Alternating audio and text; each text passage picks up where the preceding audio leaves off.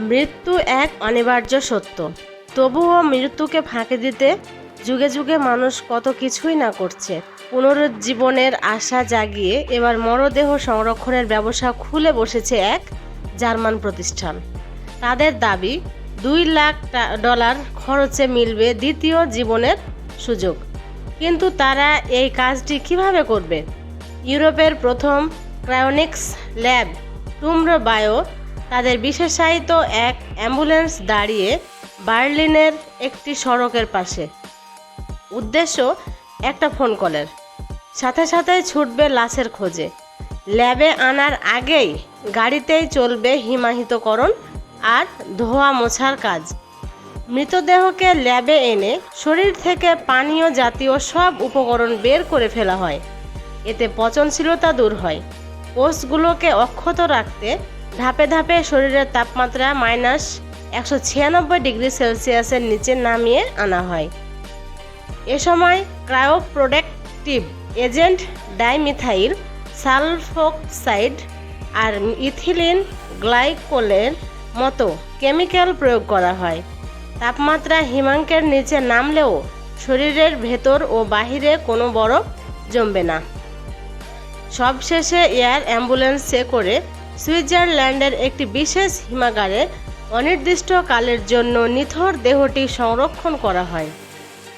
এজন্য সর্বোচ্চ $2.5 লাখ পর্যন্ত গুনতে হতে পারে।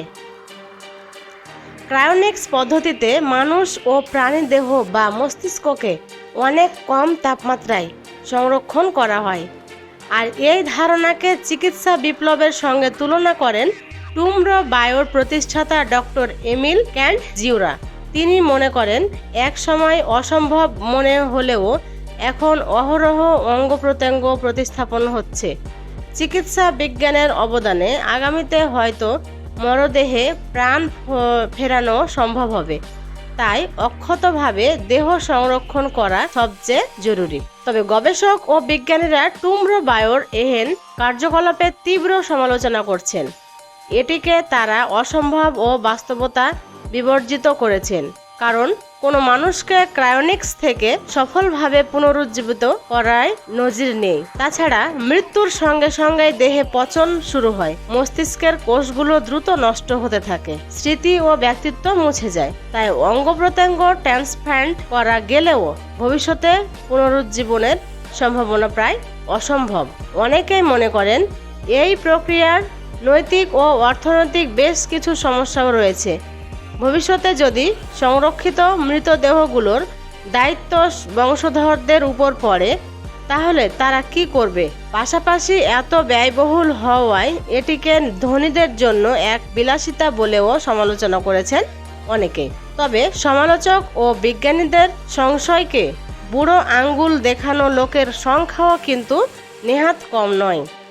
পুনরুজ্জীবন না ঘটলেও কোম্পানিটি ইতিমধ্যে 20 জন গ্রাহক ও 10টি পোষা প্রাণীকে ক্রায়োপ্রিজার্ভ করেছে। এছাড়াও 45টিরও বেশি দেশের 750 জনেরও বেশি মানুষ টুমরো বায়োর ক্রায়োপ্রিজার্ভে অংশ নিতে সাইন আপ করেছে। ক্রায়োনিক্সের সমর্থকরা বিষয়টিকে ঝুঁকি হিসেবে দেখলেও সম্ভাব্য সুফলকে অগ্রাহ্য করতে কিন্তু একদমই ইচ্ছুক নন।